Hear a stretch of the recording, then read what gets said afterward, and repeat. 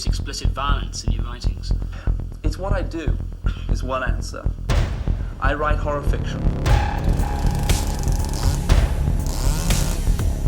There is a kind of curiosity that we have as human beings about our life processes. One of our last life processes is death. It's a legitimate subject for curiosity. We shouldn't be ashamed that the macabre or the morbid exercises some fascination upon us. I tell it like it is. If it's there in my mind's eye, I put it on the page. And that seems to me to be a legitimate way to write. Thank you, everyone, for joining us again on Written in Red. That is the Horror Reader and Writers podcast.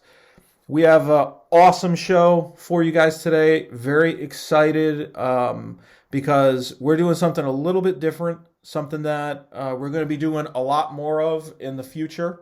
And that is bringing on a guest, someone fresh, a fresh perspective for all you guys that are trying to learn. And again, it's something that we've always said on this show, right, guys? It's that, we are not the end-all, be-all of this. We are just for people that have certain paths that we're on, and we're trying to share as much of our mistakes and successes to try and give you a better gauge on where to go with your writing of horror. And I think today we got a great guest, though. We got Lucas Mangum, who's going to give you a fresh perspective, and it's always good to hear from someone else. What do you guys think? Yeah, I'm excited. Absolutely. Awesome. So we're going to do a brief introduction. Again, I'm Aaron Beauregard, the 3-time Splatterpunk Award-nominated horror author. You probably know me from my book, The Slob, Son of the Slob. I've got Wedding Day Massacre, my newest release, Nightmare Nirvana. And I got a bunch of stuff out on Audible now, too, including The Slob, which I think has an incredible performance. Daniel. Hey everybody, Daniel J. Volpe. I am the Splatterpunk Award-nominated author of Talia and Left to You. My newest book, Only Psychos, from D&T Publishing, is coming out on March 11th. So if it's not out by the time this airs, check that out. Pre-orders should be available by the time this airs. And my novella, Billy Silver, and Gift of Death are available on Audible in audiobook if you want to check them out. Raw Dog Roland Bursey Jr. Hey everybody, Roland Bursey Jr., a winner of the 2019 International Book Awards for my novella, Unbortion. Also author of Payback as a Witch and Pre-Thanksgiving Stress Disorder. And then I have 2 more in anthologies, Homegrown Comeuppance, which is in Baker's Dozen, and a necromantic, love story. Which is in Battered Broken Bodies. All of my books, the 3 I have published myself, are on Audible, and Carver Pike. Hey everybody, Carver Pike, 2-time Splatterpunk Award-nominated author of Slaughterbox and the Maddening. Oh man, I can't even get through my own intro. You're good. You're good. Keep it going. Keep going. 2-time Splatterpunk Award-nominated author of Slaughterbox and the Maddening. I've got the Diablo Snuff series and Scalp and Grad Night and a bunch of other books. And yeah. One of my favorite authors, Carver Pike, right there. Oh, easily. But guys, before we get into this awesome interview that we got lined up with Lucas Mangum, let's talk a little housekeeping real quick, right? We want to remind the listeners and the viewers, we do have the Written in Red Facebook group that Chris Jones was kind enough to put together for us. Yes. And that Facebook group, I think we're getting close to closing in on about 500 people. But if you think there's like-minded people that could that like to talk horror and kind of share learning curves and successes, shoot them over an invite to the group. And as we do more of these interviews, right, we're going to be posting up in advance who's coming on the show, so that if you guys have any questions that you'd like us to ask, you can feel free to send them to writteninred@gmail.com. Yeah, and that Facebook group is the Written in Red Podcast Discussion is the name of the group, right? Yeah. Yes. Okay. So it's like I think getting more questions from our readers is really going to be something that's awesome in the future, especially as we get more people on here. You know what I mean? I'm excited. Are you guys excited about getting more readers here? Oh, yeah. And just a quick clarification. It's because Aaron never gets this right. It's written in red podcast at gmail.com. I was literally just checking it right now. Yeah, I was checking it because I know that you fuck it up 99% of the time. And that's why we get no questions. Yeah. You know, people that's why you never get any questions. Questions and they fucking bounce back. Yeah, they're like these pieces of shit. So, clarification, written in red podcast at gmail.com. Don't listen to Aaron Beauregard or whatever the fuck his name is. That's what it is. Absolutely, guys. Never listen. Never listen to me, please. No, it's never a good path for you. But guys, let's talk about let's talk about our stuff coming up too, right? Scares That Care. You guys excited? Oh yeah, I'm psyched. It's only a little over a month away. Yeah, ready to go. Author copies are ordered. You know, body is getting prepared to be waxed. I'm ready to go for it. I thought you were gonna let me do that at the hotel room. I'm saving a special package just for you to wax. Oh god. Where is this? It's actually in the shape of Roland Bursey Jr.'s initials. Oh hell yeah! It's gonna be a good time. I'm excited, but you guys have had y'all have all been to conventions and sat behind the table. This is gonna be my first time doing it, so I'll be nervous as fuck, but it's gonna be fun. Just drink alcohol. I intend to. Yeah, that's what we're gonna do. Carver's bringing the blow, right? Jello shots, huh? Carver's bringing the blow, right? He's got that scaly shit coming in. Oh man. Yeah, but no, you'll do fine, Roland. It becomes a natural thing, you know. Especially, and you're just a very personable person anyway, so I don't imagine you're going to have much issues, you know. And you're very handsome too. It's like people are going to gravitate towards you because you're handsome. So stop it. But the bad thing is, you know, I'm not good with faces. So yes, I've talked to a million people on Facebook, you know, via Facebook. But I bet when I get there and they're standing in front of me, I'm gonna be like, "Who are you?" Because I'm not good with faces. So dude, that's with everybody though. Because first of all, that's one of the hardest things about these conventions and stuff. Yeah.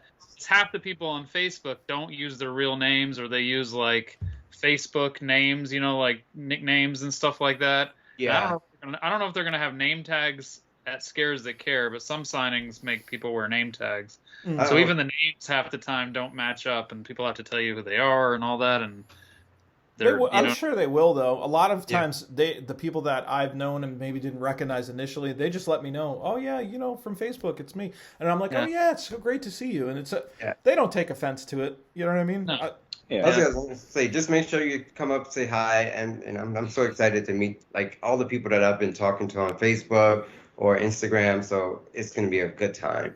And we also got our joint chapbook venture, Exits, a contemporary collection of contemporary urban legends that you're going to be able to get signed by all four of us at this convention. We're hoping to have that in our hands by the time we are there. So there's a very good chance we might. If not, we are going to get them all signed by all of us. So no worries. We'll make it available to folks in the future if we can't at the convention. And Candace Nola is going to be there too, right? So she should have copies of the Baker's Dozen, I'm sure. Yes. That people can come around and get us all to sign too. And I think quite a few of the other authors will be there also. I think a decent amount of the authors will be there. I just got my copies the other day from a fucking snafu with the mail, and it really is an amazing book. Beautiful. The production she put into it, like the hardcover's amazing. The paperback just looks it's just a really well done book, and I'm probably gonna have a few copies there as well. So I'm looking forward to getting my personal copy signed by everyone, just so I can have it as a collector item and just hang on to them. I think for the most part, you know, we'll probably get a good amount of us there. Probably at least 9-10 of us out of 13. Yeah, absolutely. I'm looking forward to it, guys. It's going to be great. Any other housekeeping items before we get into the meat and potatoes of the show? No, I think it's time just to bring on our guest, and let's hear what Lucas Mangum has to say about writing, because that dude's fucking awesome. All right, ladies and gentlemen, we'll be right back with horror author Lucas Mangum.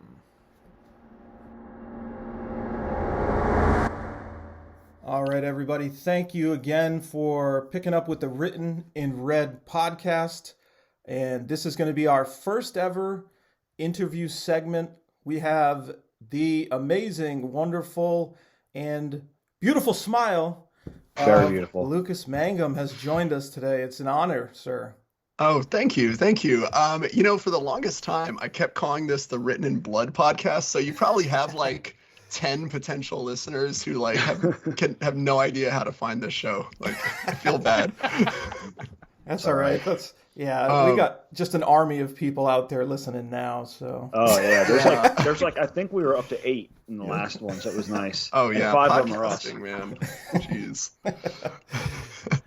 Well, no, I'm glad to be here, man. This is like one of my favorite shows because it's like, I don't know, there's a lot of writing advice shows out there, but almost none of them really apply to indie horror, especially not extreme horror. Like if you were to go to a writing workshop and be like, how do I market my extreme horror book? Like whoever was in charge of the workshop would be like, okay, first step, don't write extreme horror. Don't write splatterpunk. But y'all have, I don't know, y'all have found a way to make that shit work. And look good while we're doing it. Yeah, Roland. Yeah. Roland's Fresh. the eye candy. Absolutely. No, every podcast needs one. Well, thank you. We're flattered, especially considering some of the incredible releases that you've had, the career you've built for yourself, as well as some of the awesome collaborations that we're hoping that you'll talk a little bit about too that you've had. So we're excited to get started. Yeah. We're each going to kind of ask you a few questions, and I think Roland wanted to kick it off. All right. So my first question, I had to write them down, and I have to take my glasses off because I can't see. Totally cool. Yeah. So my first question is, when did you know you wanted to write? Can you pinpoint that moment and then take us on a journey? What happened after that? Yeah, so Halloween, must have been 1990. I was like 6 or 7 years old. And my mom was like, all right, so we're going to watch a scary movie this year. And we watched Stephen King's Silver Bullet. And I mean, I loved it. I mean, she fast forwarded a few scenes, because, I was 6 or 7. But I thought it was a really cool film. And she mentioned that it was, I don't know if she did this to make me less afraid or what, because obviously I was scared. Werewolves are scary. I'm still scared of werewolves. She said, this was written by somebody and that person's name is Stephen King. And for some reason, it just connected in my mind that like people can just like write down their crazy ideas and maybe they'll get made into a movie one day. And that same night, like I went trick-or-treating with my brother and one of our neighbors did this basically act where he was laying there as a mummy. We didn't know it was him and we walked by and this fucking guy just jumps up and scared the fuck out of my brother and I. Like we were just like, I mean, my mom and dad said that our feet like almost didn't touch the ground when we ran back home. And even though it was scary, it was also really fun. And that combined with the movie, combined with like knowing that like you can kind of create these things that scare or unsettle people. I don't know, it just all kind of fell into place mentally for me. And so I started, I guess I started making chapbooks, essentially. Like I would just grab a bunch of copy paper and do these little illustrations and write stories about skeletons and give them to my neighbors. I'm pretty sure I gave one to the mummy guy. And I don't know, I guess the rest is history, man. That's awesome. So you started at a real young age, and I kind of started pretty young too, like just realizing it. But I'd like to know too, if you don't mind, to dig a little deeper. So you started those. When did you realize like that? I want to try and do like a professional book, like put out a professional product, like some of the great stuff you've done, like Pandemonium. Oh gosh, all these great books.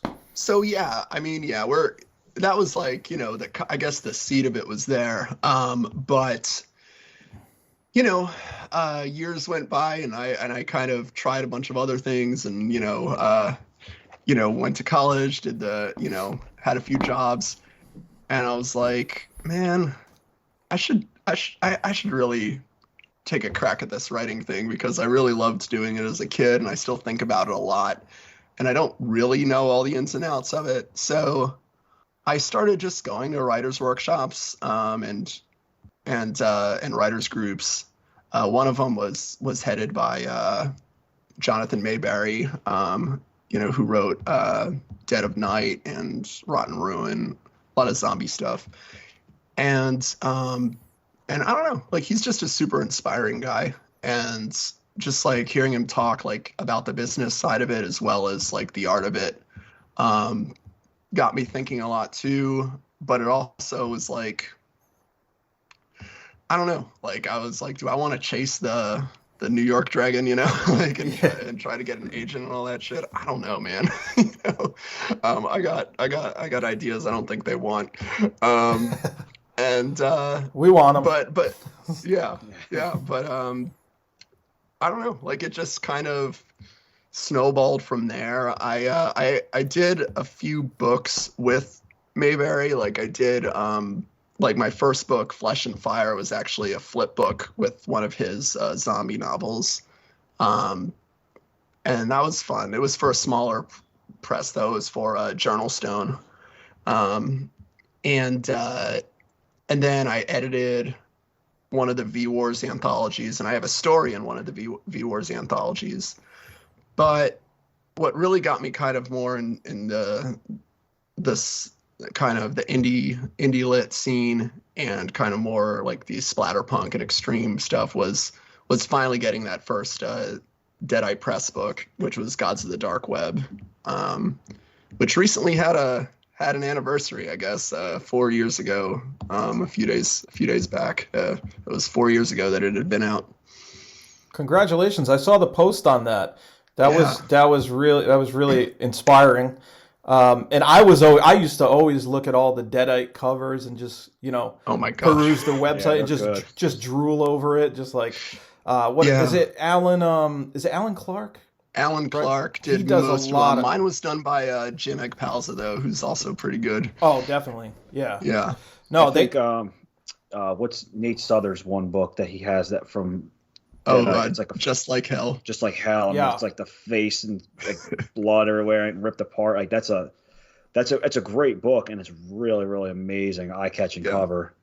Yeah, I remember, I don't know if any of you were on Brian Keene's message board back in the day, but when the whole Leisure thing went down and he like needed a publisher, and Deadite took on his backlist, that was when I heard of Deadite, and they had already been publishing a lot of Ed Lee stuff and some other like weird extreme horror books, and so I was just looking through all these covers, and I'm just like, oh God, dude, I think I'm home. Like, this is like, I need to put out a book with these guys. This shit looks nuts. Yeah, Keene's backlist, I think, like take the long way home. I think or something along those lines. That cover's pretty intense. The Urban Gothic cover's really cool too.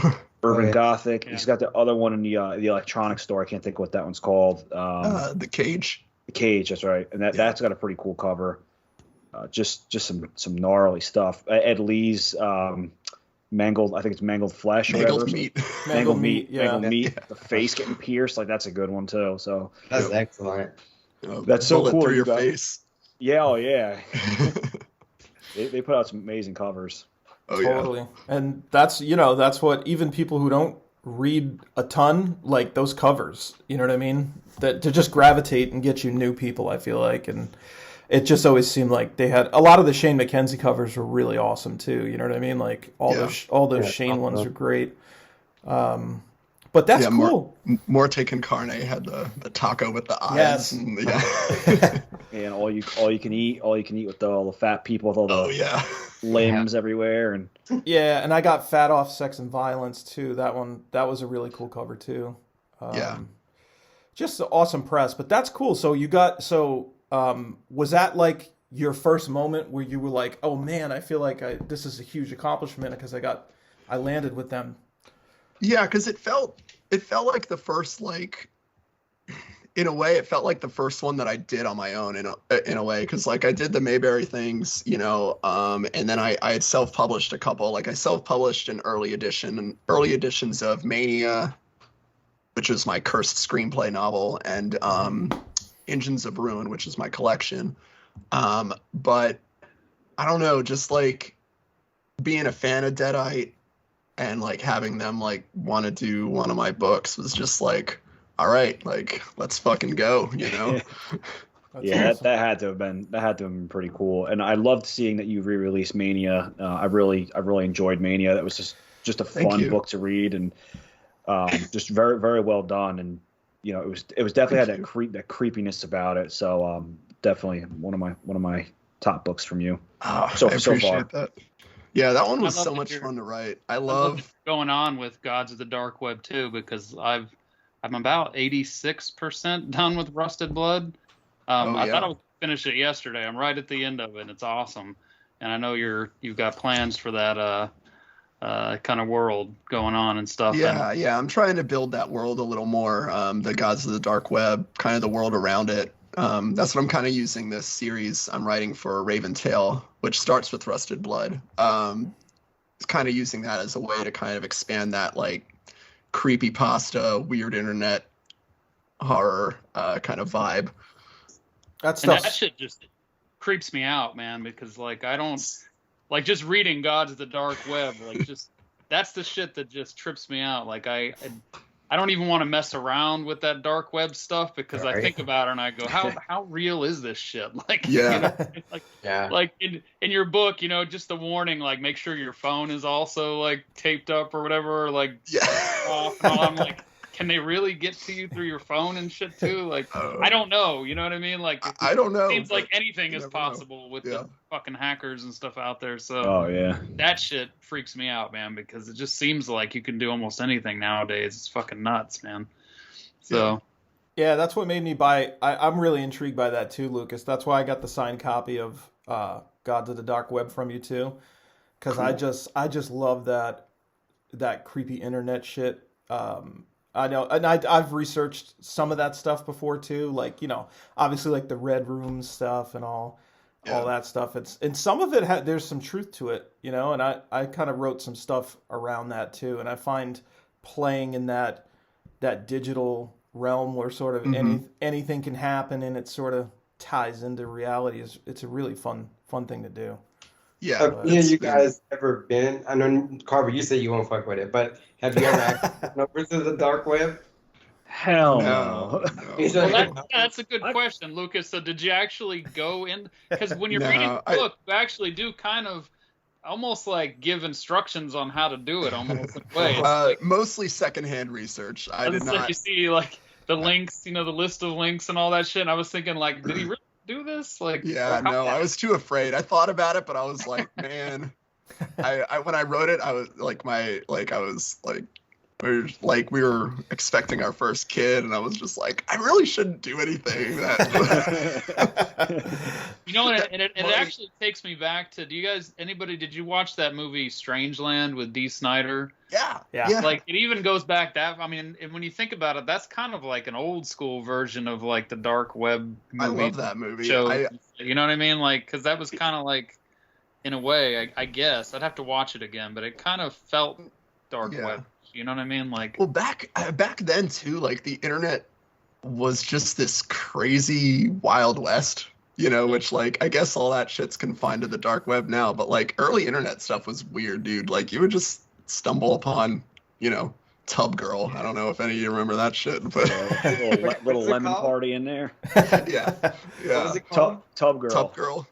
Oh, okay. Just I didn't see that one. Roland, pull it up right now and I'm screen not share. doing Yeah, if you don't know what Tub Girl is, Somebody stick it in told me to Google. pull I'm up sorry Tub I Girl. ruined your evening. No, because somebody told me to pull up 2 girls in 1 cup, and I was never the same after that. Yeah, it's the No. girls at the ice cream place, and they make milkshakes. That's really touching story.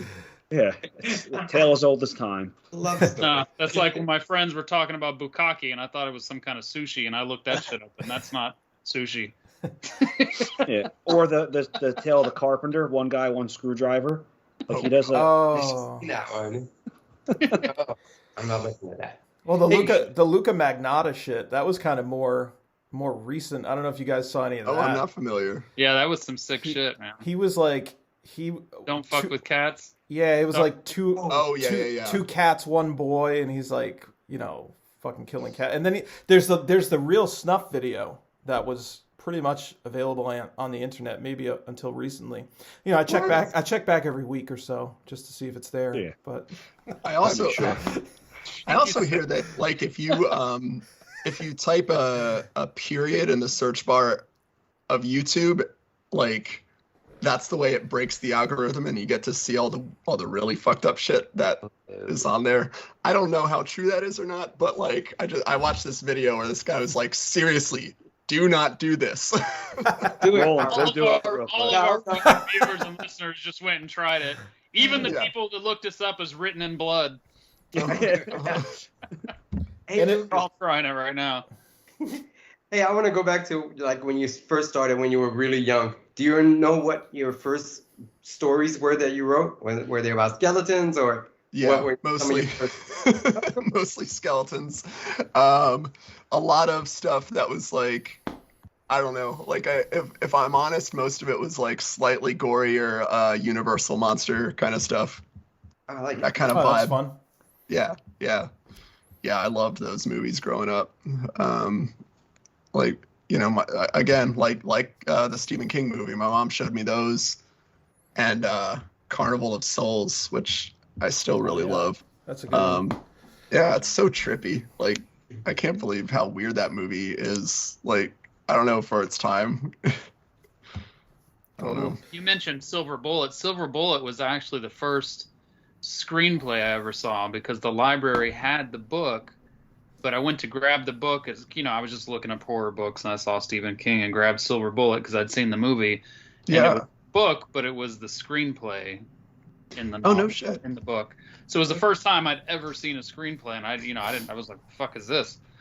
And then I loved it. I fell in love with it, and that's what got me into wanting to write screenplays because I wanted to write screenplays long before I started writing books. So Gotcha. that was kind of cool. And I did a podcast on that movie with Max Booth a few years ago, and we were just like we were asking each other, and we were like, does anybody actually give Gary Busey a script, or do they just give him a 6-pack?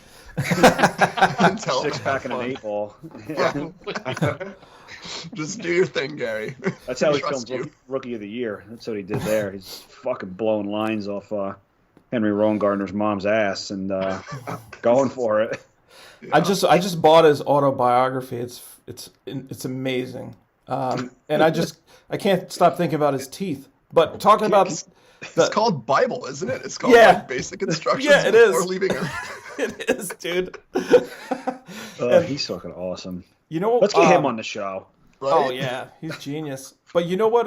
You were talking about Silver Bullet, and it's like that version of Cycle of the Werewolf. That paperback was so cool too. The one with the illustrations in it. The Bernie Wrightston So fucking artwork, sick, yeah. dude. Like that was one of his books that really stood out to me.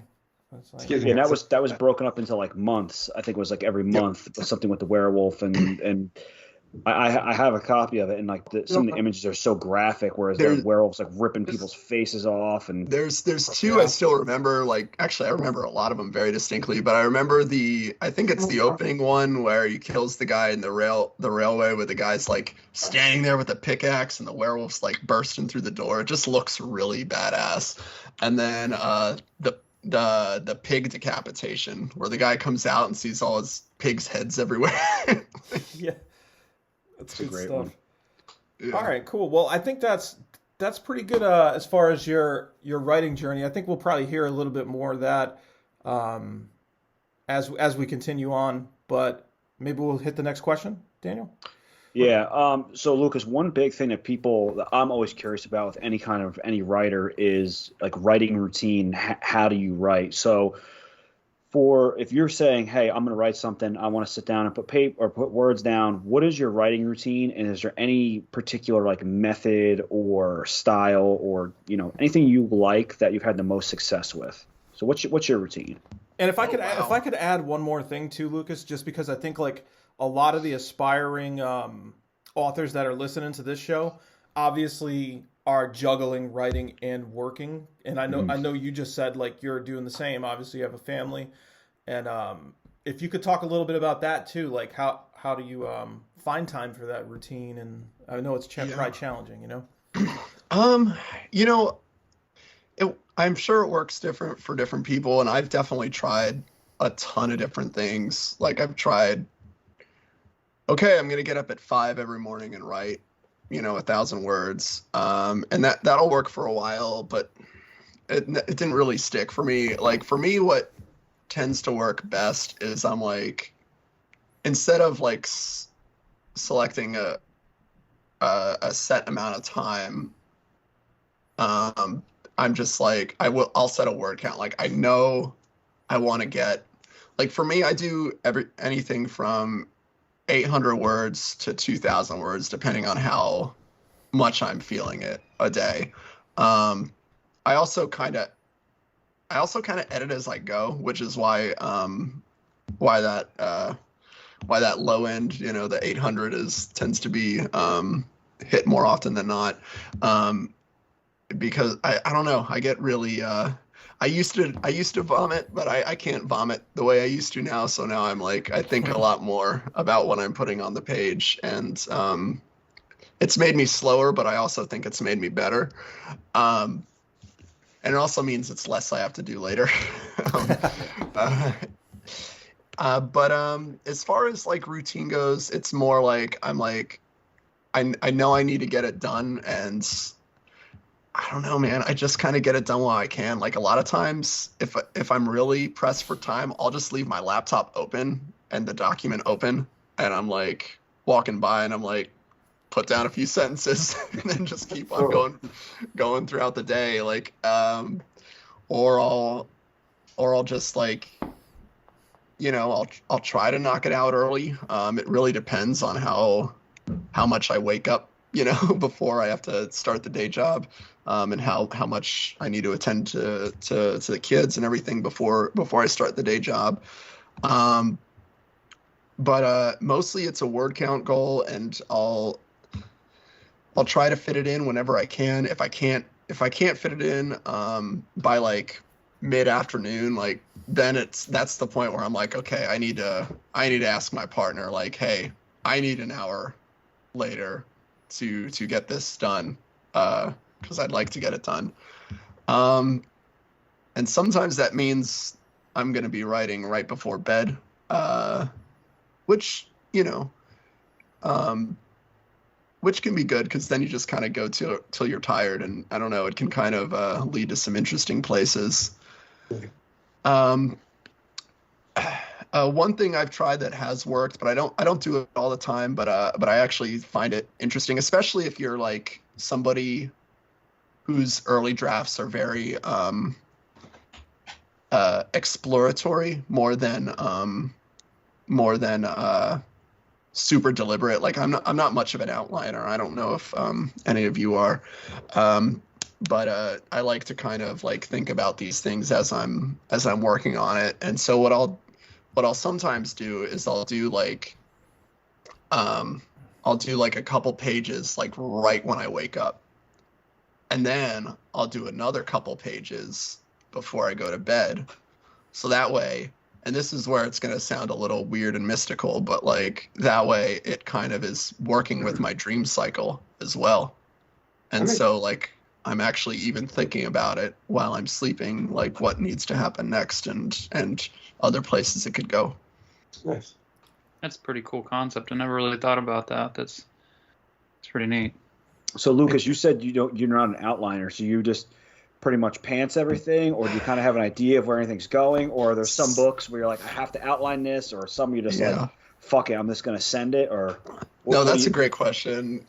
Because a lot of times it does depend on the project. More often than not, I will do a very loose outline. Like I'll write down what I want the big turning points to be as far as the story goes. Like I'm like, okay, I'll try to think of like 3 or 4 like major moments, right? Like, okay, I want them to go to the house, and then say like halfway throughout the book, I'm like, oh, they're gonna find out that the haunted house is actually a haunted house in space, and there's aliens, not ghosts. I'm just like literally just making this up right now, and then like, okay, around like towards the end, I want the haunted house to crash somewhere, and then they gotta fight off something else. I don't know, just like basically the big, you get the idea, just the big like moments that kind of that change the dynamic of the story. So did you do that with the Extinction Peak? Like I know we want to talk about that. I know I want to talk about that. Yeah. I got the audiobook code from you, and I love that book. And when you read like the premise, remember, people that don't know, it is pretty much like an apocalyptic book, but with dinosaurs.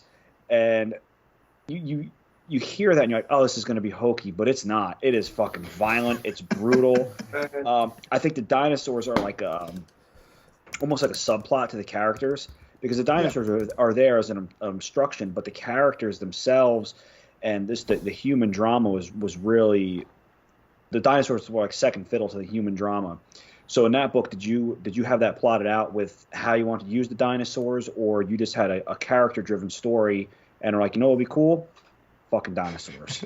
Yeah, no, so that book in particular, I spent a really long time on, because I did try writing it as just like a straight creature feature like multiple times, and something just wasn't working.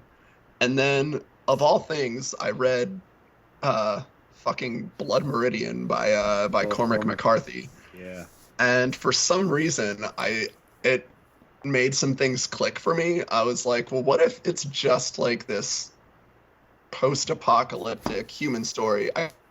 The dinosaurs, like, it's still a dinosaur apocalypse, but the main focus is on these people and them and what they're kind of trying to accomplish, while also trying not to get eaten or stepped on or something. Yeah, I thought I was going to say, because I also checked out the audiobook, and I thought some of your descriptions of the dinosaurs were really cool. One thing you said that I thought was awesome was the staple remover, because to me, the staple remover always did look like a set of like badass fangs. You know? Oh, yeah. And he used that as one of his descriptions, which I thought was really cool. And also, the narrator did a fucking awesome job on it too. I thought. Shout out Sean Duriger. I really love that guy. Yeah, he has narrated 4 of my books now. He did Extinction Peak, Gods of the Dark Web, Engines of Ruin, and Mania. Yeah, he's got a hell of a gift. He actually just did the audio for the Wishmaster novelization. Oh, right. Oh, Yeah. shit. Like the movie, The Wishmaster? Yeah. Oh, that's awesome. So the publisher, Encyclopocalypse Press, they like buy up a lot of the novelization rights to these like cult classic horror movies, and so they'll just put out an audiobook, and he's gotten to do a few of them, which is really cool. I fucking love The Wishmaster. I think that's like kind of even the shittier like sequels, I love them. I don't know why. It's a cool universe. Yeah. And also like we had never really seen Jin done before as horror, and so I thought that was interesting, and I don't know. Yeah.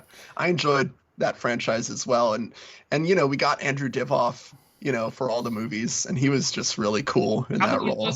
There were 3 of them, right? Or were 4? There was 4. Yeah. I feel like he wasn't in the 4th one. and I might have like not watched it out of protest. I think I might have seen like 2 of them, so I don't want to go watch them. Yeah, honestly they're all fun. I think you'd enjoy them. But I thought something that you said that I might have been you or Daniel actually. We were talking about story as far as like writing that story. Do you have the guide points that bring you along? And I think there's a pretty like interesting interview with Quentin Tarantino that I saw where he was kind of talking about how he a lot of times doesn't know where the story's going, but he develops his characters to such a point where he understands them so well that that if he's actually doing his job, that the characters at that point are just going to tell the story for him. You know what I mean?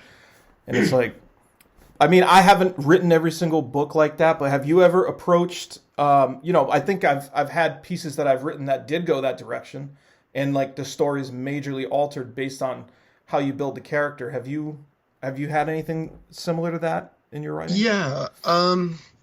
So I think my most character-driven piece is probably Saint Sadist. It's almost a character study, but also an extreme horror novel. That was fucked up. That was good. Thank you. Yeah, I really like that one. Yeah, the plot is actually like pretty thin. Like it's just like girl gets knocked up by her dad and then joins a cult.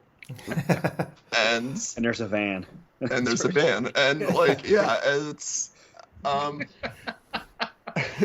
but the real development and everything that happens in the story is mostly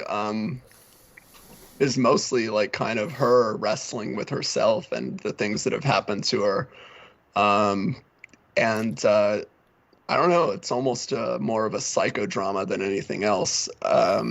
But yeah, that was one where I would say the voice and the character absolutely took the wheel. Like I think I had like the first line, and I don't think I ever got stuck. Like I think I was just like, I don't know, like she was just driving the whole time. Yeah, it felt like reading that book, like the way that it went through with the character development and just things moved. The way that things moved in that book, it was like almost like a sporadic, but linear at the same time. Like I knew kind of where it was going, but I was like, I'm not sure if I know where this is going. And then you get to the end, and you're like, what the fuck is going on? And then you get to the very end, and I'm like, oh my god, that was fucking batshit crazy. But yeah, it was like I didn't know what you were going to do next, and even though it had a very linear, the plot moving along, and then you realize it's not a linear plot, and it comes back, and it was just it was really well done. I really enjoyed that, and it was definitely extreme. Like there were some scenes like, oh god, like this is fucking, this is some shit right here. He's in the weeds. Yeah. Hey Lucas, I have a question about your editing. So you say you edit as you go. Do you ever find yourself getting stuck in the editing process where it's hard to move on to the next part of the story? Yeah, I did a lot early on, which is maybe why I vomited a lot more early on, because I didn't really have my process down yet, you know? And I didn't really have like my I don't know, like there was then like maybe missing from like a confidence level before, like where it was like, I don't know, like I didn't trust myself to go back. I was like, I have to get to the end, otherwise I'll just get stuck in a loop. And yeah, the editing as I go didn't come until much later. Like when I felt more comfortable in my ideas and like and my abilities for some reason. I don't know. Well, you'd think it'd be opposite, right? Like I'm confident in what I'm doing, so I can just vomit, and, yeah. But no, it's actually it's worked the opposite way for some reason. Cool. I think before we move on to the next question, if I could just ask one more kind of while we're on this topic, because it did come up a little bit about world building, and I could tell from Extinction Peak that there was a great world build in that story, and it sounds like from what Daniel was saying that you've done quite a bit of world building in some of your books.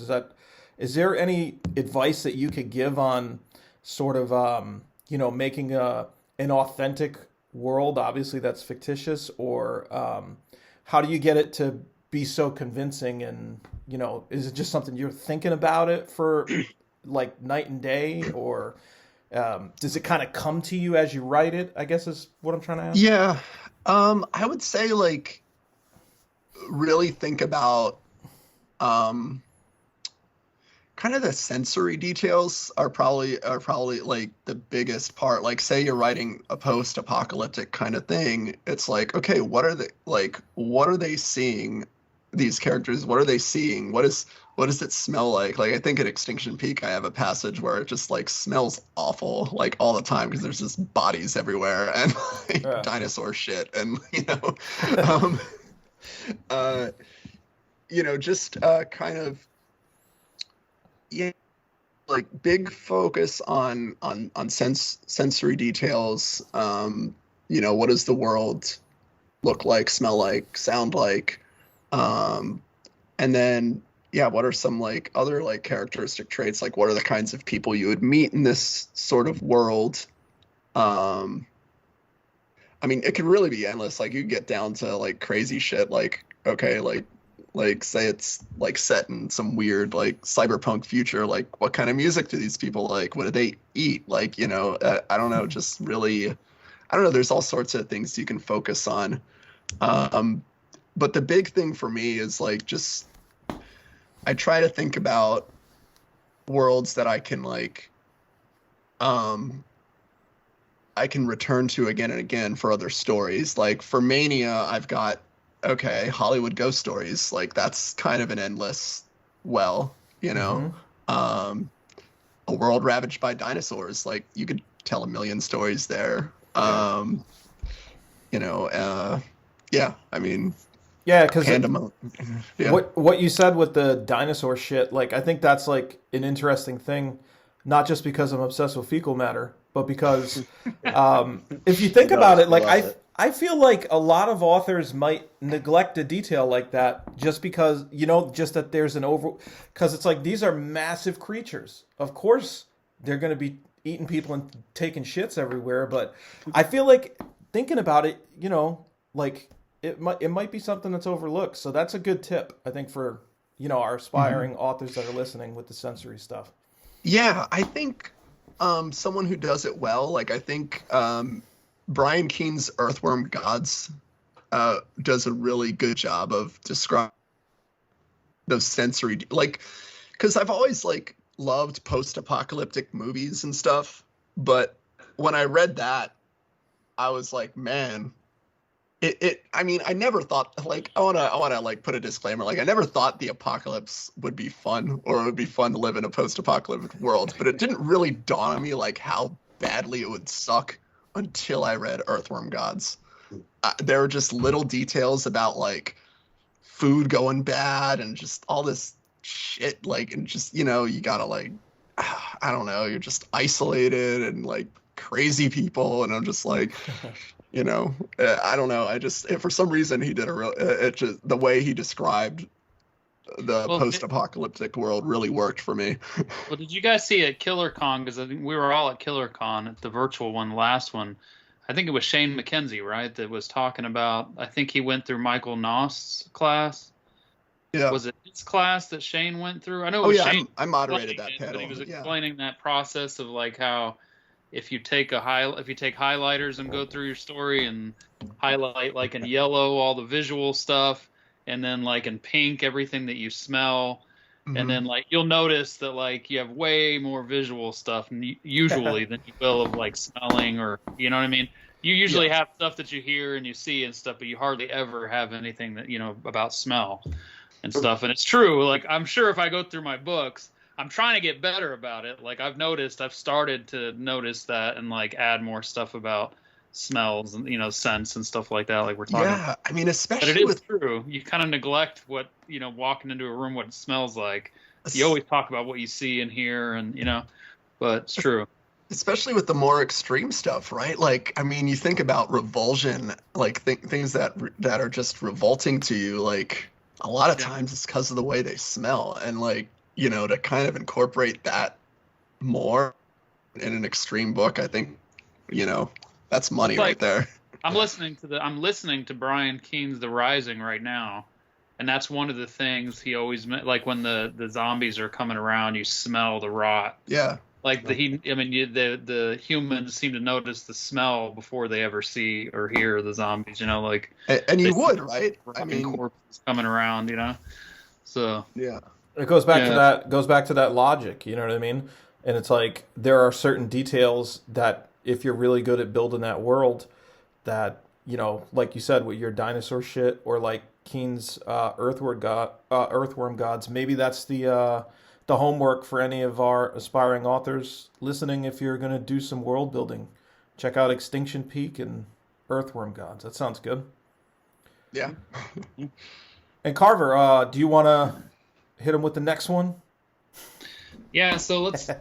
I mean, you know, we talk a lot on this show, especially because we have so many aspiring writers and people going through the process and stuff. We always talk about self-publishing and going traditional publishing and stuff like that. And I know you mentioned Deadeye Press, and you've gone through, I think, a couple different processes yourself. But like right now, currently and stuff, would you say you're more traditionally published? Are you doing the self-publishing thing? Or are you going hybrid? Like, what would you say is like your business philosophy right now?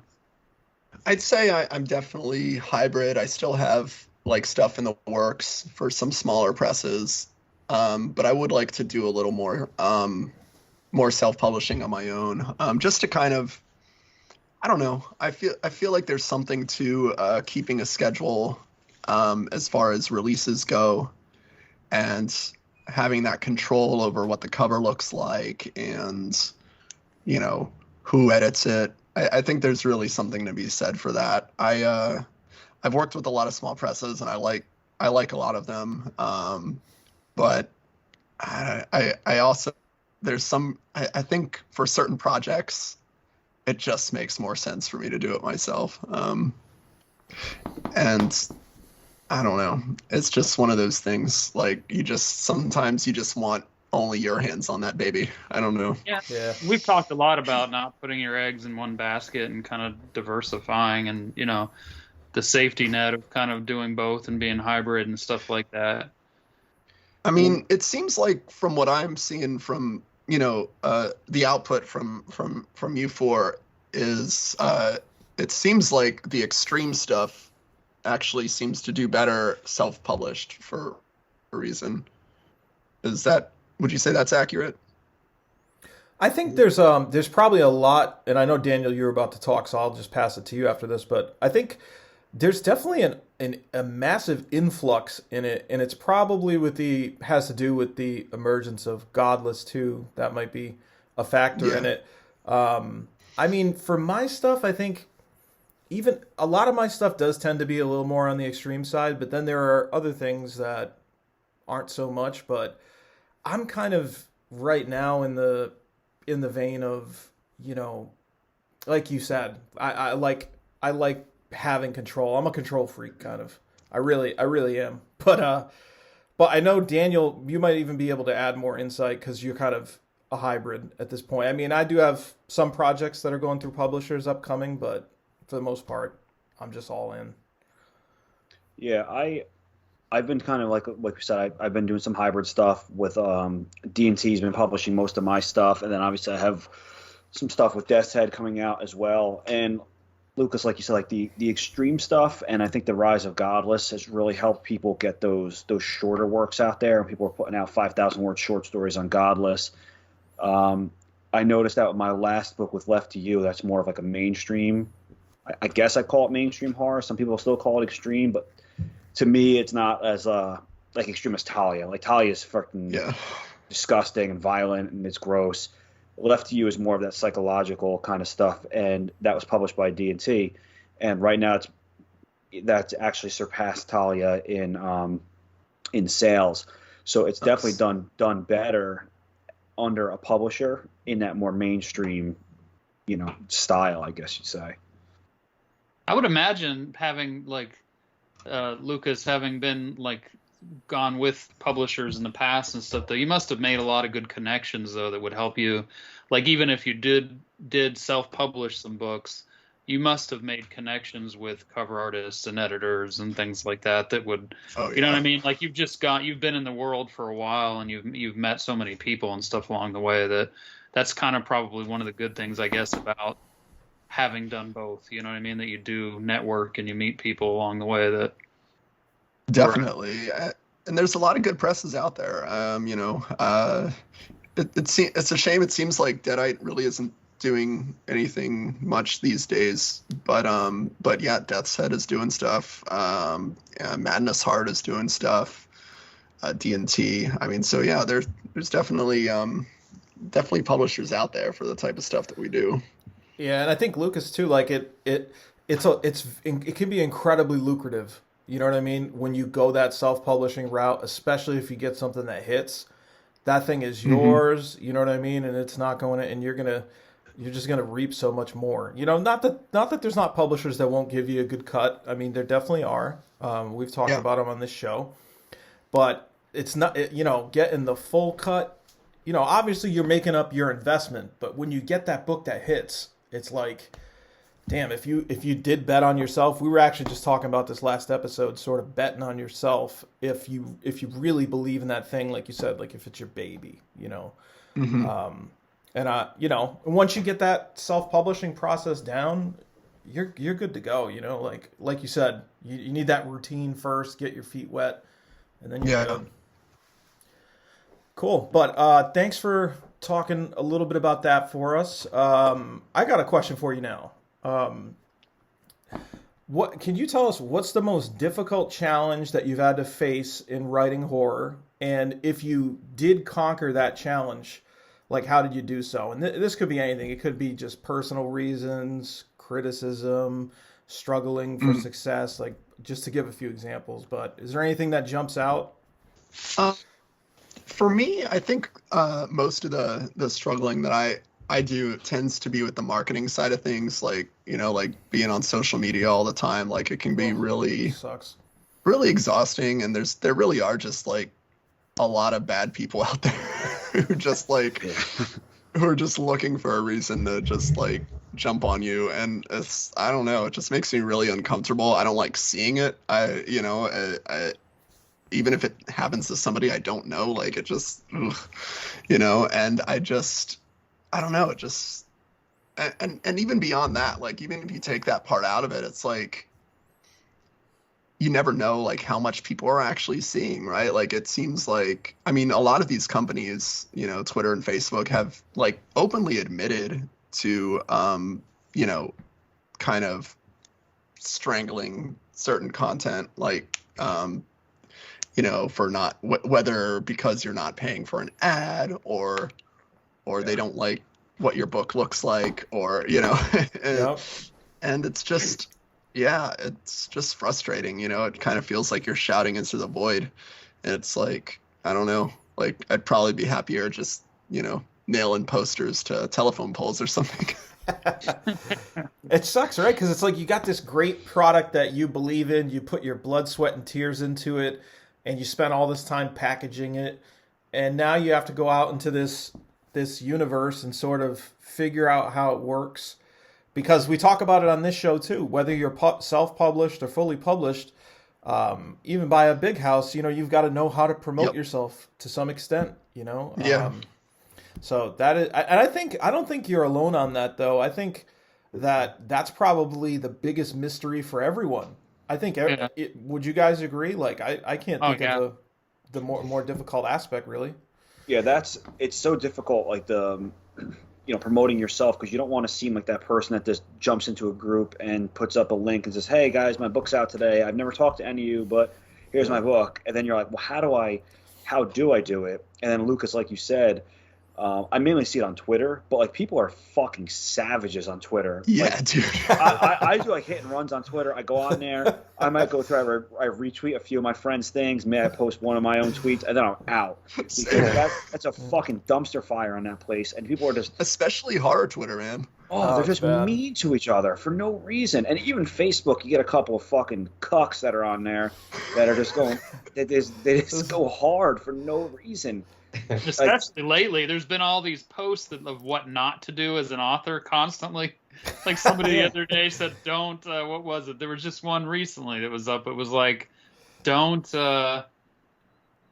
date your books by using modern like technology or modern slang or something like that." So you want like, books that have no personality and just to be Basically, yeah. written in any, that's insane. I mean, it was a post straight up saying don't do not, like in big ass capital letters, do not use modern, like, I don't know, like he was basically saying don't mention like TikTok and shit in your books and stuff because it will date the book. And then, man, everybody was like slamming in the comments saying basically what you just said. Like, so it was like a big argument and stuff. But I mean, it's like fucking weekly that one of these things comes out trying to tell authors what to do, and it's like, you know what? Fuck off. Don't tell me. Can you imagine the books these people would write if they actually like put this energy into writing books? I'm telling you, man. It's like, just like if we did not do all the stuff we were told not to do, there wouldn't be a book. It'd be a story, man. Well, that's the crazy thing about like gathering a following too, right? It's like, okay, there's this big struggle to kind of gather a following. Once you have that following, though, you better not fuck up either, because it's like it's like you're on a fucking tightrope after that, you know. Yeah. And like it's like, do y'all actually like me, or are we in like some weird standoff? Did you guys see the new Texas Chainsaw Massacre? Oh, everybody's eating that did. alive. I liked it. It's on the bus. Like trying, when he gets on the bus and the dude with the phone's like, try anything and you're canceled. yeah. That's how I feel. It's like, every day in social media, it's like, fuck, man. I don't know. You know, yesterday I posted something funny about the cat farting, and I was like, oh shit. What if somebody's like upset that I mentioned the cat farting? You know what I mean? Like, you never know. You know what Fucking I mean? thinking about it 2 days later, like, oh man, did I fuck up? Blast, you know what I mean? Like, God forbid, you know, like, fuck him and his, you know, like, how dare he mention his cat farting? I know. Fuck him and his flatulent cat. It's one of those things, like you said, you got to walk the tightrope, but you still want to be personable. And I think it comes down to probably one of the earlier episodes where we talked about just don't be a piece of shit. If you're not a piece of shit to people, you'll probably be okay. Like, it's okay to joke around and have fun to an extent. Obviously, you have to respect people's boundaries and certain things. And if you're putting polarizing things for the sake of being polarizing, or you're doing things to just be a piece of shit, then they're going to recognize that, and they're going to your followers are going to dwindle quickly. Well, also, like, if you could have a certain relationship with someone and exchange a public comment, but then the however many hundred people looking at that don't understand that dynamic between you two, you know, and they call you out on it. Even if that person that got attacked comes on and tells them to get fucked, a lot of other people are only gonna see that initial exchange. And and it's like, that's why, like, if you want to be extra safe, the sort of motto we have here is keep it 100% horror. And it's just like, if you just keep it horror related, as offensive as our horror is, at least it's just shitty art, you know? Yeah, just stupid things we write down. You know, I posted PS4. You know, in my group, I posted that cover of Faces of Beth, and my friend Faith, she's an author. She came on and she commented like, I absolutely hate it. It's ugly, or something like that. And then she immediately was like, I'm just kidding. I know him. We've talked about that. You know? Before anybody jumps on me, like, you know, she was the one that actually helped me tweak it with, like, you know what I mean? Like, I was talking to her about the cover in advance. But she immediately was like, you know, I'm just kidding. Like, we know each other. Please don't cancel me. Please don't fucking screenshot this. And oh, man. All right. Lucas, I got a quick question about that. Like, have you ever seen, like, somebody post something on Facebook or Instagram, and so if it ever happened, it was like, I won't say negative, but something discouraging towards you, or did you feel like you needed to respond to it, or did you just let it slide and was like, oh, fuck them? Yeah, so I once had on a certain subreddit, I had someone post the entire first chapter of Saint Sadist, and I was then being in all the comments, these people were calling me a pedophile, a misogynist, and all this just awful stuff. Like, and I really wanted to get in there and say shit. Like, you know, there is this part of you that wants to do it, and then like I was just like, you know what? First of all, I'm never even on Reddit. Like, I just happened to like find this because I'm dumb and Google myself sometimes. And like I was like, I'm just ignore it. It's fine. I'm sure. It's hard though. It is. No, man, you'd be like, ooh, I want to get this motherfucker and tell him. What really helps me make peace with stuff like that, because I've also had like reviews on Goodreads that have taken me to task for things. But it's You don't like, say. you know, the people in my life know what I'm like. Like, these people don't know anything about me. Yeah. You know, Goodreads is savage too. Like Goodreads is like fucking Thunderdome, man. Yeah, I've had some like reviews on Goodreads and are like, this is a piece of shit. He's a piece of shit. I hope you die. Like, just fucking things that are like fucking so brutal. I'm like, all right, like you're all right. Yeah. I'm afraid of Reddit, man. I don't mess. About 8 years ago, I made the mistake of going on Reddit once, and I like tried to mention a book of mine or something, and I guess that's a big no-no. You don't try to fucking, I don't know, you know, and like promote your own work. And man, they went and found my book on Amazon and came back and were slamming the fucking blurb. Like all these like science fiction people were like picking the fucking blurb apart, and then went into the sample and were picking apart the fucking. It was my first ever book. Dude, they're so. I mean, I haven't gone back to Reddit since. That was like 8 years ago, and I was like, I wouldn't either. I just got on Reddit because fucking Mr. Frank Edler from the now ended Bazong podcast sent me a thing that I know. Give me rest in peace, Mr. Frank's podcast. He sent me a link to a subreddit about my books, and I'm like, I've never been on Reddit, so I was like, oh, I'll create a Reddit account, and then I started going like rabbit holes. I'm like, this place is fucking depressing. I'm out of here. I'm on the dark web, dude. Yeah, but that's what it is. I feel like I'm getting my organs harvested from the Yeah, I have heard that a new that an extreme horror subreddit actually just opened up, and yeah, I think it was Uptown Horror Reviews shared it. Yeah, he did. Yep. But I think you're right, Lucas, to stay in the clear, because we actually just talked about this on our episode, Don't Feed the Trolls, and it's like I said this, and I truly believe it. Like, nobody ever won an argument on the internet. You know, it's like there are no winners. Indefinite winners anyway. It's always going to be skewed, and it's like you're just going deeper into the quicksand the further you get into it.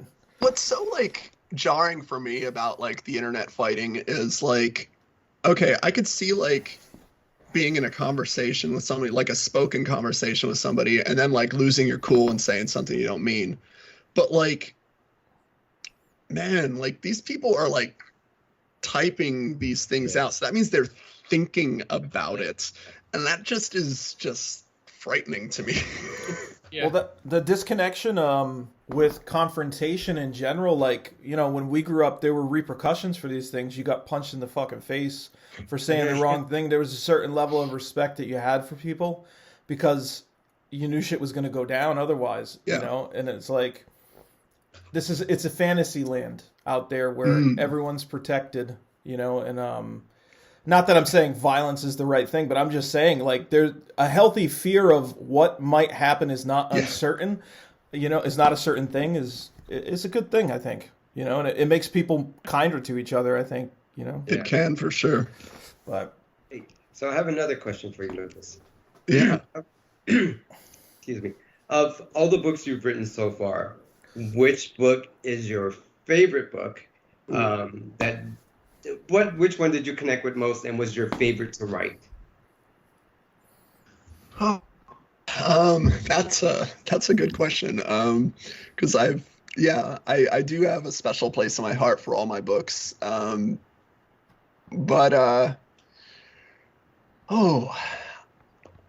I would say I'm almost tempted to say Extinction Peak just because it was so much fun to write. Okay.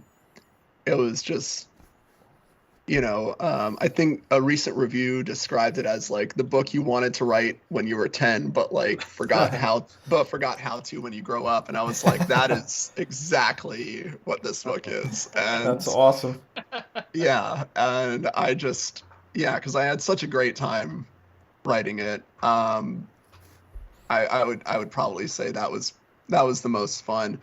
Although I'm also tempted to say Saint Sadist just because like I was kind of writing myself out of something when I wrote that, and like I don't know. So it's like I don't know. It was I was like I hadn't written in a really long time, and so I was like thought I couldn't do it anymore, and to have that book come out of that, it was like, damn, like I guess I can still do this, I will say about Saint Sadist is my two children thought it was a very interesting cover. I had it out. Oh. I had to like keep it like upside down, and they're like, "Daddy, what's on this cover?" I'm like, "Oh, don't worry about that. That's one of Daddy's friends." I was like, "Let's put this upside down so you can't see it." So I always got to kind of remember that when I'm reading certain books, and I'm like, "Oh shit!" But I definitely see what you're saying about Extinction Peak because it's such a fun book, and that review is really spot on. It's almost like in the scene in the end of Step Brothers when the dad is talking about like be a dinosaur. It's like I always wanted to be a fucking dinosaur when I was a kid, and then my dad was yelling at me, and that's what it's like. Like, hey, I want to do this when I was a little kid and write this story about these dinosaurs ripping people apart, and then obviously you put that adult flair on it, and the one thing about that book is like don't get too attached to anyone because people get fucking rocked. Yeah, dude. It really was awesome, dude. I literally just finished it today before we started the show, and it was fucking awesome.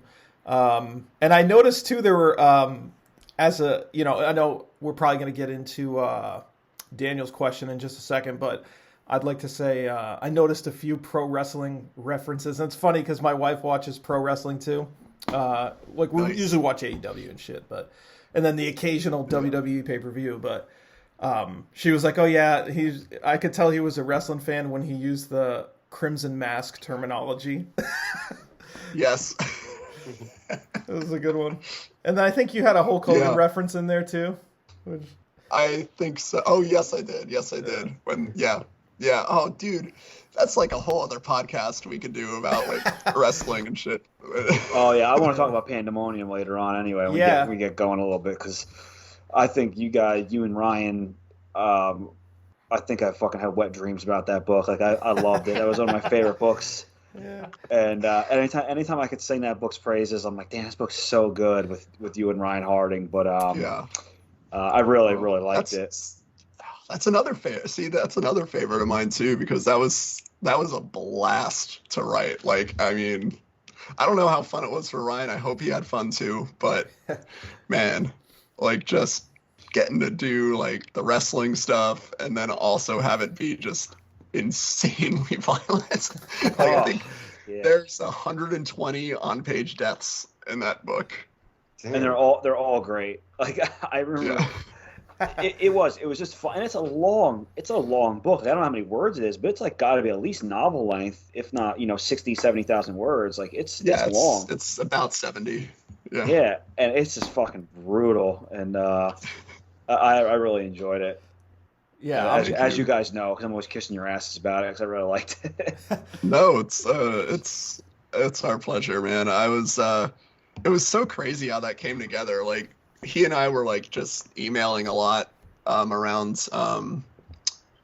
KillerCon 2019, and we were just talking about the types of books we wanted to do, and like I just rewatched Demons and Demons 2, and I was like, man, it would be so cool to do something like this. And I was like thinking, what would the thing be that makes the demons come in? Because, in the first one, it's a movie in the movie theater, and the second one, it's a TV, and then or something like a TV show in an apartment, and then in the third one, I think the church, it's like a church service, and then but then I was like, what if it was like an underground, like hardcore wrestling, event? And yeah, and Ryan was we were talking about zombies, and he's like, yeah, I would rather do like something more in the vein of demons if I did zombies. And I was like, oh, it's funny, I have this idea. And like we were just talking, I was like, do you want to write this with me? And like we banged it out in like 4 months. It's crazy. Really? Fast. Wow. I love Demons and Demons 2 are like two of my favorite movies, man. Oh, they're so good. Yeah. Lucas, I want to still talk about your promo video you did for Pandemonium, where you're fucking have like ties tied around you, so you're shirtless. I'm wearing I've got a bright orange tie around my head. I've got a glittery tie around my one arm. I've got my wife's yoga pants on, and I'm not wearing a shirt. It's the only thing I've posted on TikTok. It's on there at So Real good. Lucas Mangum, and it's just me like hyping the book. It was.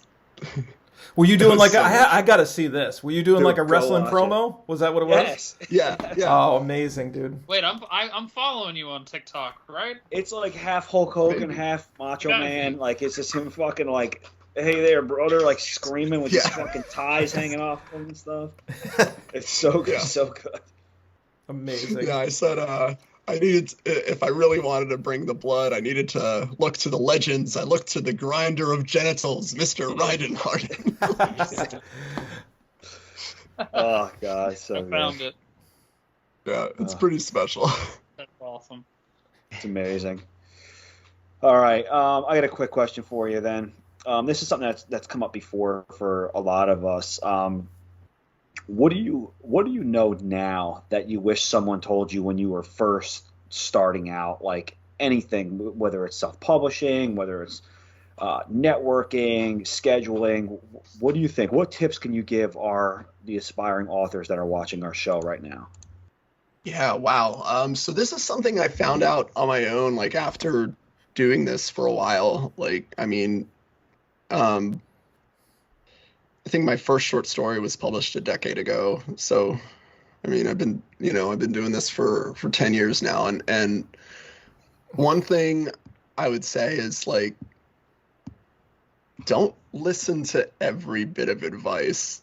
Like if something just doesn't seem right, if you really are feeling like going with your gut on something instead, maybe trust that gut, because at the end of the day, like it is your story, right? These are your stories. These are your characters. Like nobody really knows it better than you. Like, and I'm not saying don't listen to any advice. Like it's a tightrope, and I didn't know that. Like, and I used to listen to every bit of advice that was given me. And if you do that, you're going to end up with some bland books.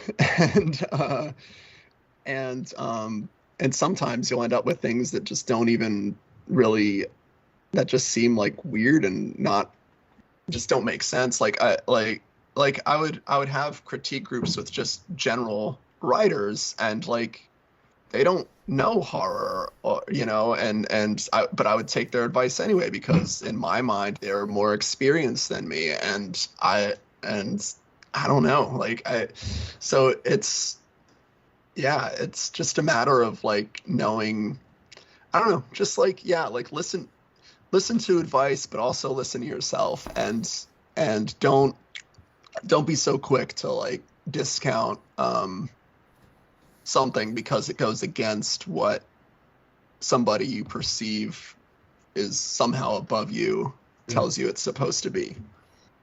Yeah, kind of go with your gut on it, and take it for what it is. There you go, Aaron. Give us the fucking Yeah, give us you. the love.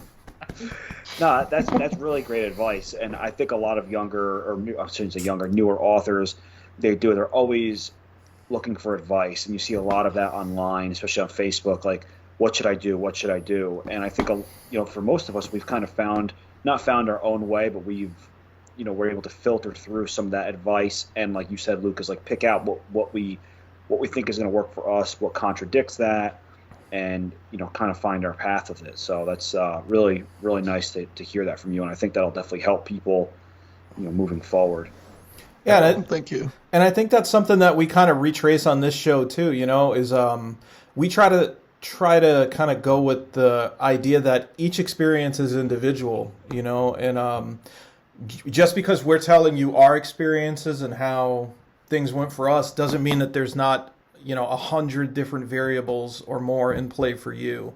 So it's like, take a little bit from everything that seems to make sense to you, and then like you said, I think really think about the advice you're given. Do you agree with it? And why do you agree with it? Do you agree? Do you disagree? Why do you disagree? And sort of draw your conclusion. And you can, more often than not, just by using your own common sense, you can weed out bad advice or good advice, I think, Yeah. But I think it's a good point, because a lot of people will just look at the stature of somebody and be like, oh, well, I don't need to think about it for myself because this person is already at this place. Yeah. You know what I mean? But it's like that person writes their type of books. Yep. You write your type of books. Exactly. You want to be Lucas Mangum. You don't want to be that guy that's giving you advice. Right. You know what I mean? Exactly. And that's the one thing we've talked about before is like, I don't want to be, the next Stephen King. I want to be the first Daniel Volpe. And I think that people, and, Aaron and I have talked about that at length, where it's nice to pick some of the stronger points that other authors have, but, you don't want to be them. You want to be yourself, and to, enjoy that process of growing and learning, but still making your own brand. Because some people they aren't outgoing. They don't have like I always think of John Wayne Communale. John Wayne is an awesome guy, super nice. That dude's outgoing as fuck. Like, he just seems like a one-man party, and like a lot of us aren't like that. I have hung out with him. He absolutely is a one-man party. Yes. So I mean, and he seems like such a cool dude, and he really is. I've worked with him before. He's narrated one of my audiobooks. But like, I couldn't keep that pace. Like, I couldn't do what he does and be as outgoing and as he just seems like he's everybody's friend, and he just has that personality, and a lot of people don't. So it's okay to pick and choose some of the things of his that you like, that you think would work for you, but not to just completely take everything from him. Yeah. Mm-hmm. And I hope he's as scared as I care, because I want to fucking hang out with that dude. All I It's a heard good was time. a fuck, and I thought it was going to stop there.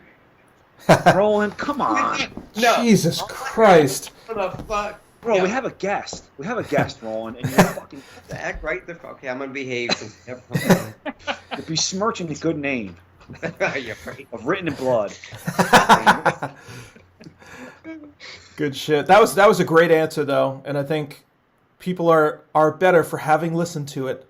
Yes. I agree. Thanks. Not your part, Larry. Yeah, that's we're gonna fucking cut that. But Anyway. Carver, you got one more question for him, and then I got one, right? So Yeah.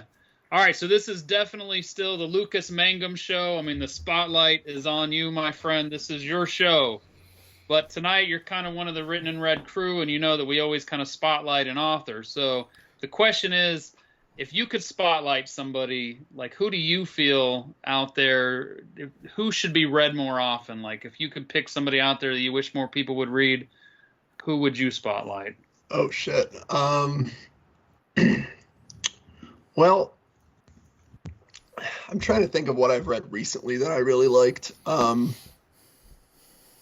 I recently read Torture the Sinners by Judith Sonnet. I read that about a week and a half ago. And if like you're a reader who appreciated the Italian horror tributes that I kind of did with Pandemonium and The Final Gate, like, definitely read her book Torture the Sinners. It is like, it's got soupy zombies, it's got really thick atmosphere, it's got like Oh, it's wild. It's a wild ride. She's so cool too, Judith. Oh, dude, She's so awesome. nice. Yeah, she's been. Her Instagram game is on point, man. Like it's just like Yeah. book review, movie question, and like it just watch all those likes roll in. It's just excellent.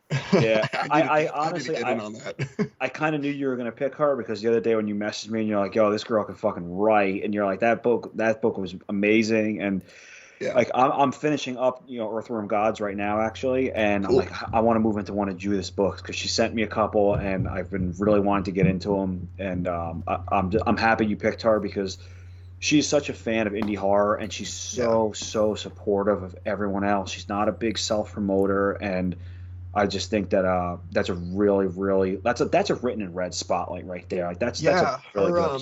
Is she on Facebook though? I've seen her on I Twitter. think she's just on Insta and Twitter. Yeah. Yeah. She's honestly like no, I'm sorry. Go ahead, Lucas. Oh, I was gonna say the quote I pulled from the review earlier about the for Extinction Peak was from her review of Extinction Peak. Oh, she's Oh, yeah? she is an incredible reviewer, dude. Like she's actually, I believe she's read all of my books, and Oh, nice. she constantly, like, there's constant communication, and she's always like, anytime I come out with like a merch package, when I do a release, I usually come out with packages. She's always like put me down for like, I want it.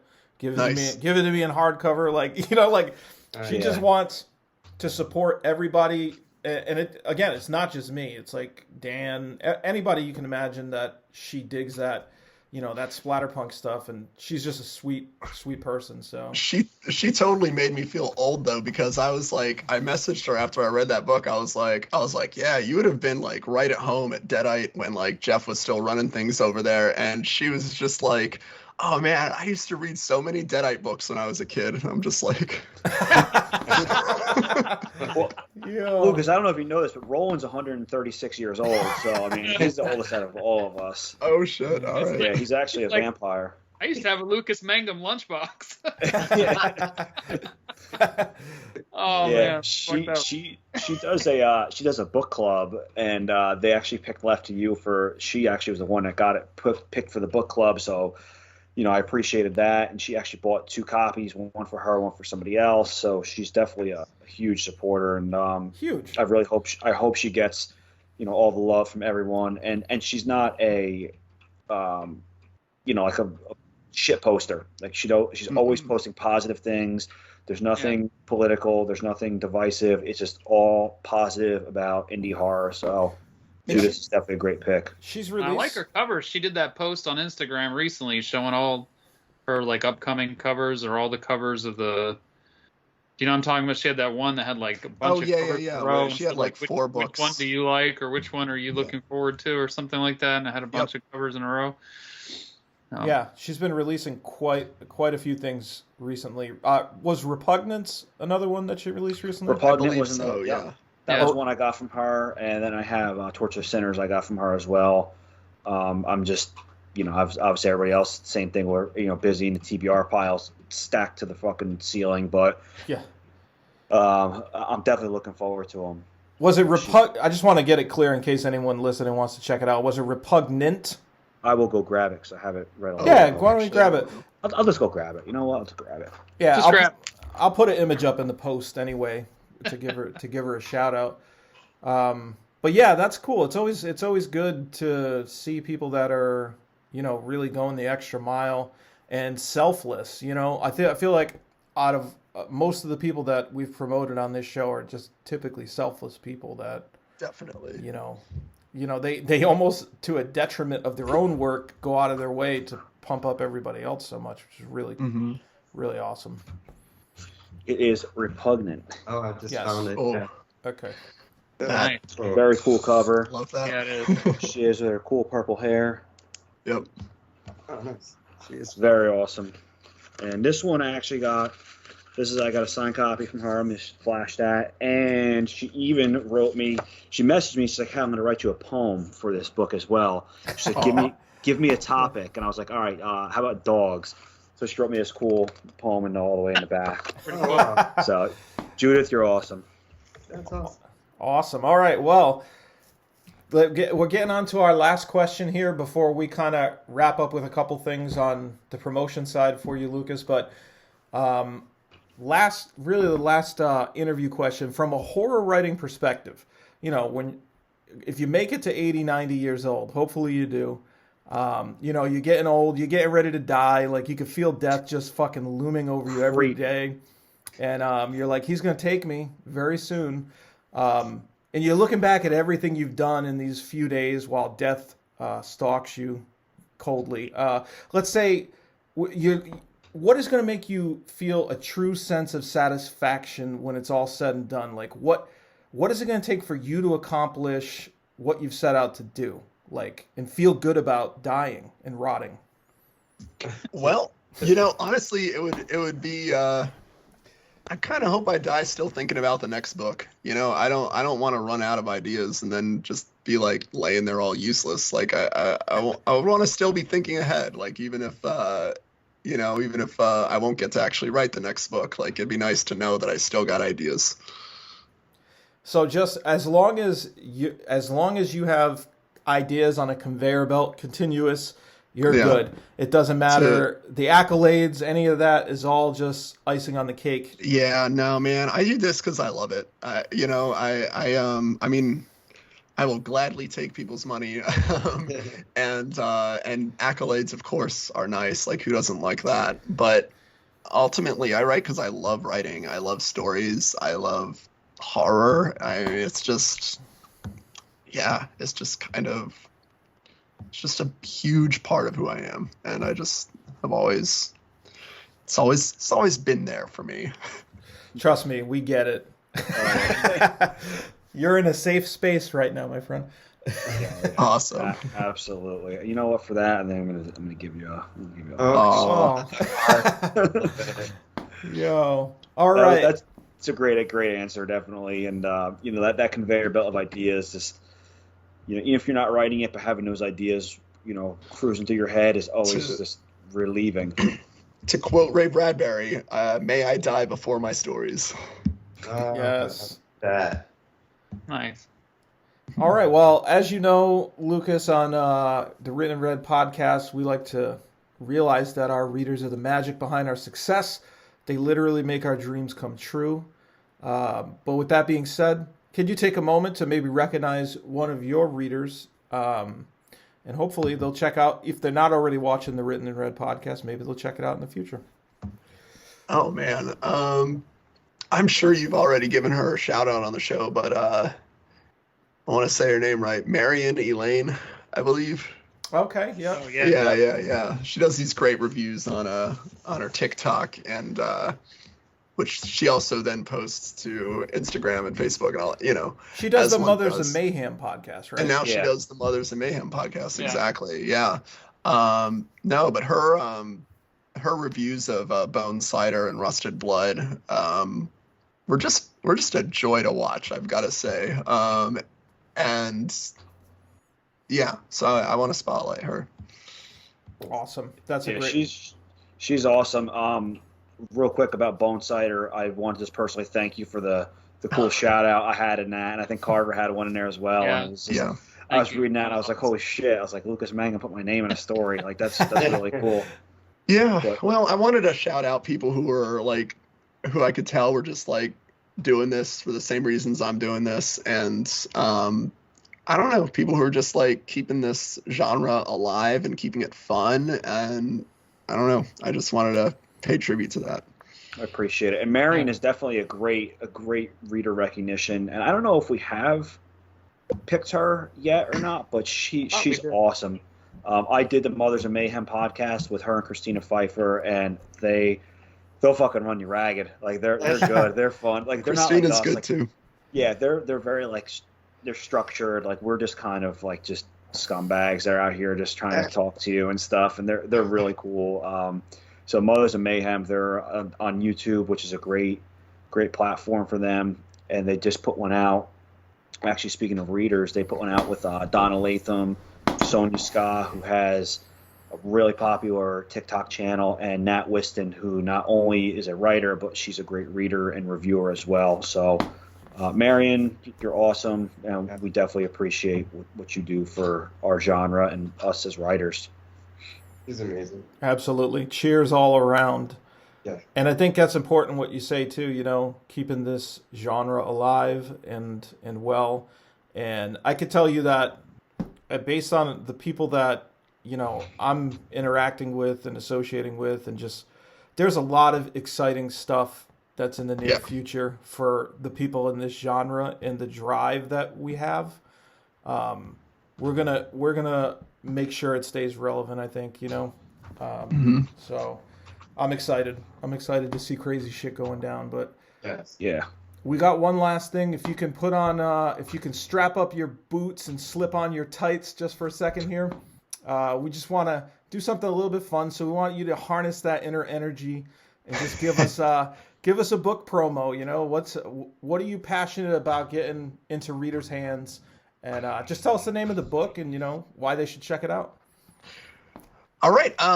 So I don't know if I can do the wrestling thing. You right can. now. I have been using my voice. He's all like, weekend, I fucking worked all day.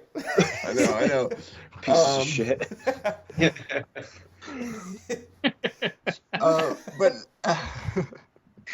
I would say, above all my stuff, I want more people to read Extinction Peak. I think it's a hell of a fun book. It keeps you guessing, like I believe Daniel said, nobody is safe in that book, and it's just like this kind of, you know, post-apocalyptic dinosaur novel.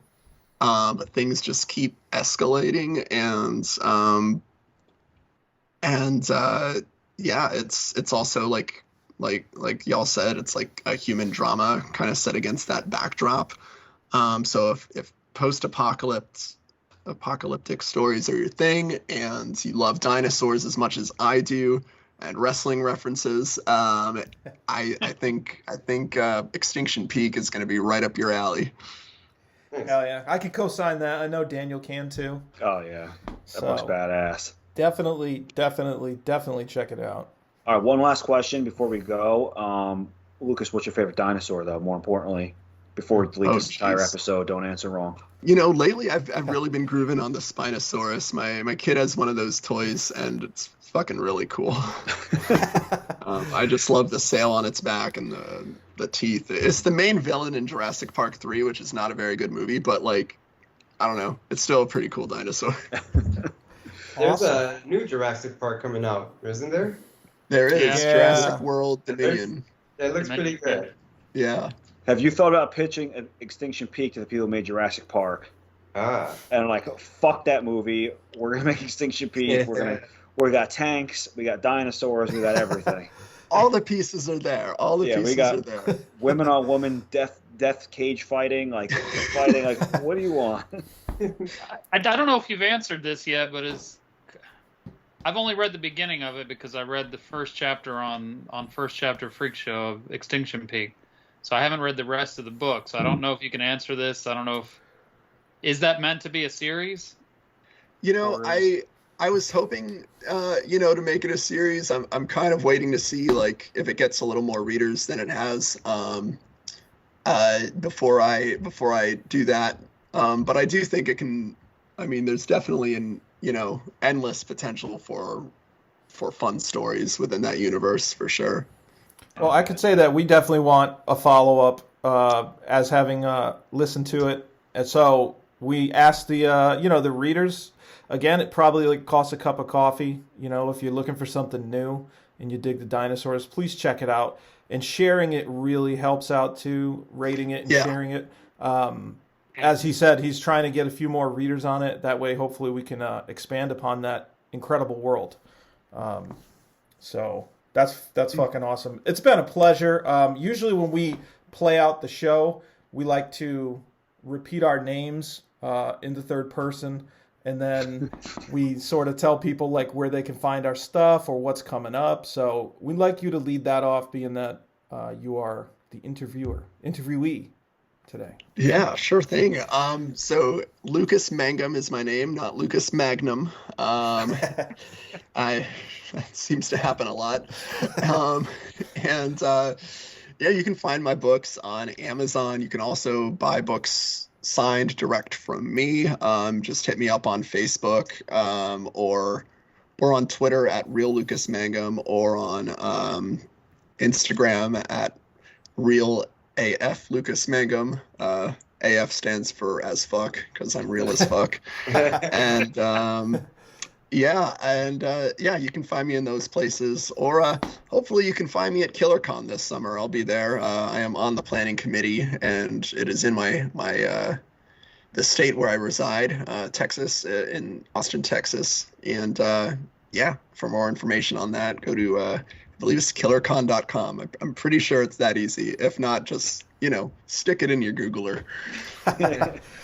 All right, well, that's awesome. Be sure to check out Lucas and all his great work. Again, there's please start with Extinction Peak if you can, and then as always, Written in Red. Please feel free to send us. I think we're going to be doing some mailbag questions upcoming.